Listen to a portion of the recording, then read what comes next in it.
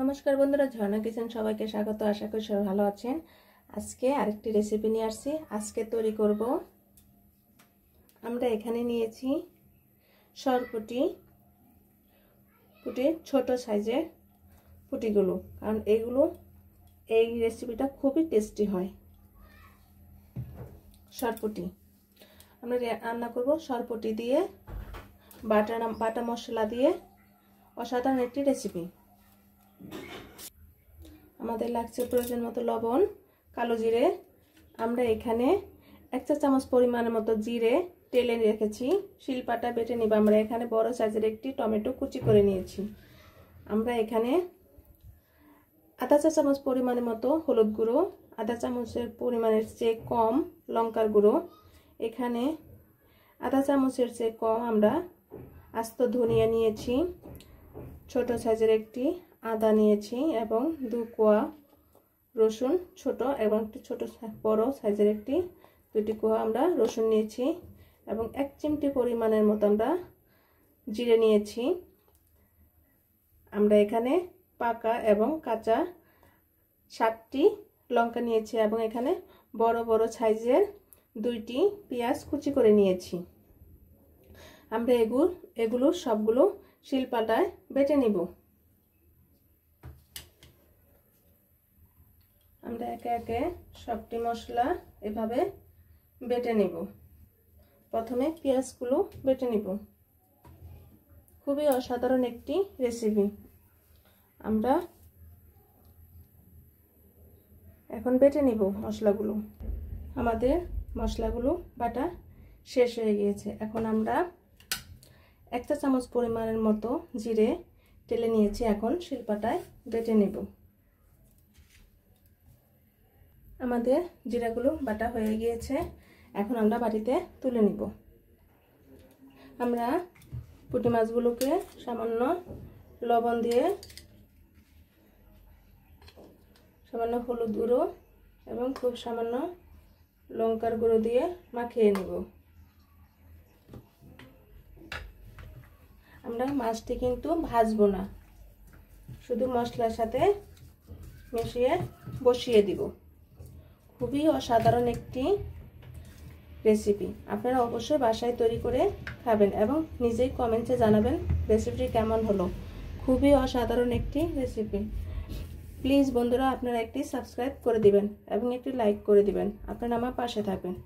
আপনারা পাশে থাকলে নতুন নতুন রেসিপি নিয়ে আপনাদের সাথে হাজির হব। এখন আমরা মশলাগুলো সম্বার দিয়ে দেব তেলে। আমরা কড়াইতে তেল দিয়ে দিয়েছি 1 চা চামচ পরিমাণের মতো। তেলটা গরম হয়ে গিয়েছে, এখন আমরা খুব সামান্য পরিমাণের মতো কালো জিরে দিয়ে দিব।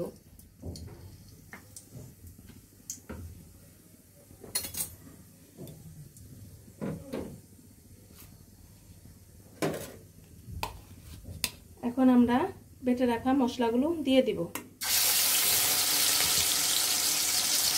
আমরা একটু জল দিয়ে দিব যাতে মশলাটা পুড়ে না যায়।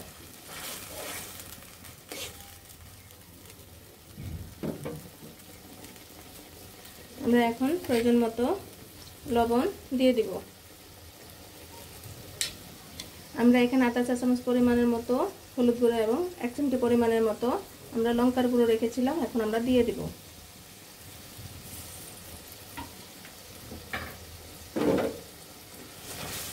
আর আমরা এখানে কাঁচা লঙ্কা এবং পাকা লঙ্কা 2টি শিলপাটা বেটে নিয়েছি, এজন্য লঙ্কার গুঁড়োটা কম দিয়েছি।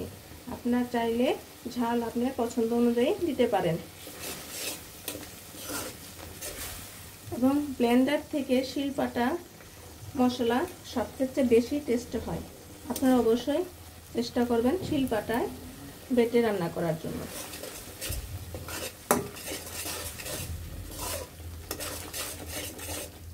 যে একবার এই তরকারিটি খাবে সে কখনোই ভুলবে না। খুবই টেস্টি হয়।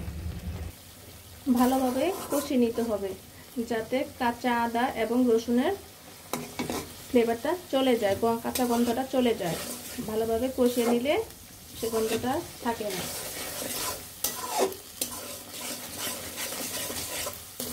ভাজা ভাজা হয়ে গেলে আমরা পর টমেটো কুচিগুলো দিয়ে দিব। আমাদের কষানোগুলো মশলাগুলো হয়ে গিয়েছে। এখন আমরা টমেটো কুচিগুলো দিয়ে দিব।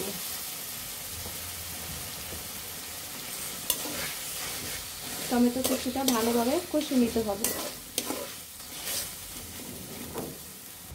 আমরা এখানে লেবু গাছ থেকে টাটকা লেবু পাতা নিয়েছি। খুবই লেবু পাতাটি দিলে তরকারিটার টেস্ট অনেক গুণ বেড়ে যায়। আপনারা অবশ্যই চেষ্টা করবেন লেবু পাতাটা দিয়ে পরিবেশন করার জন্য।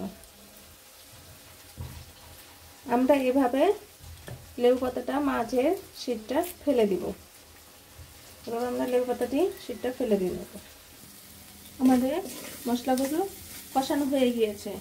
এখন আমরা হলুদ মরিচ মাখানো আমরা মাছগুলো এখন দিয়ে দিব।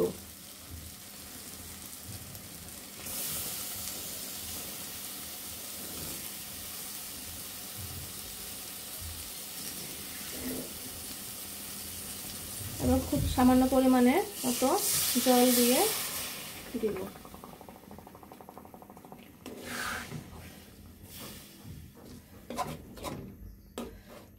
আমরা আর একটু জল দিয়ে দিব।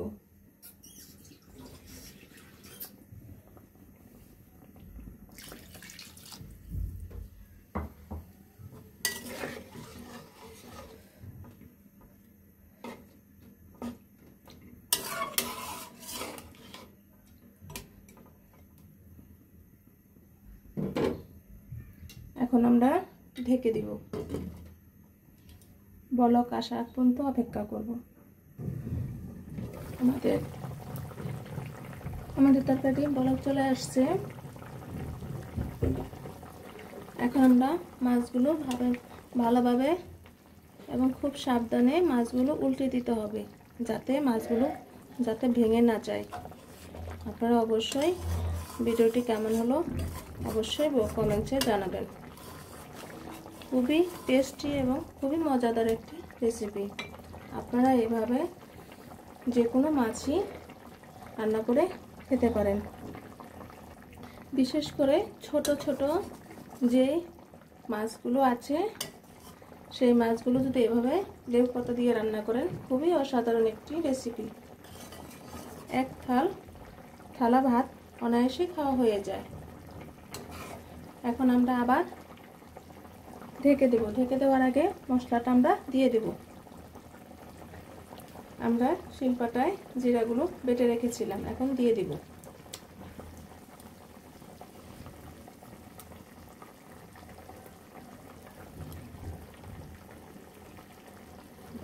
মশলাটা ভালোভাবে মাখিয়ে নিতে হবে, যাতে মশলাটা দলা ধরে না যায়। এখন আমরা ঢেকে দিব।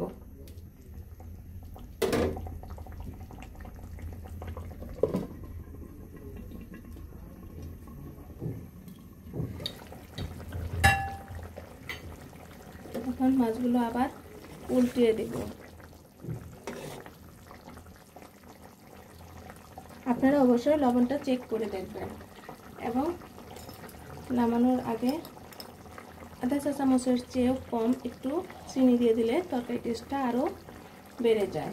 ঝাল মিষ্টি হালকা একটু মিষ্টি খুবই টেস্টি হয়। এখন আমরা অনেকে সিদ্ধ কাঁচা লঙ্কা খুবই পছন্দ করে, এই জন্য কাঁচা লঙ্কা কয়েকটা আস্তে আস্তে দিয়ে দিলাম এবং লেবু পাতাগুলো এখন দিয়ে দেব।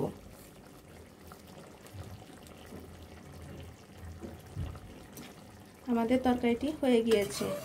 এখন আমরা নামিয়ে নিব। আমাদের তরকারিটি হয়ে গিয়েছে। আপনারা অবশ্যই বাসায় এভাবে তৈরি করে খাবেন এবং কমেন্টে জানাবেন ভিডিওটি কেমন হলো। ভিডিওটি দেখার জন্য ধন্যবাদ। Thank you.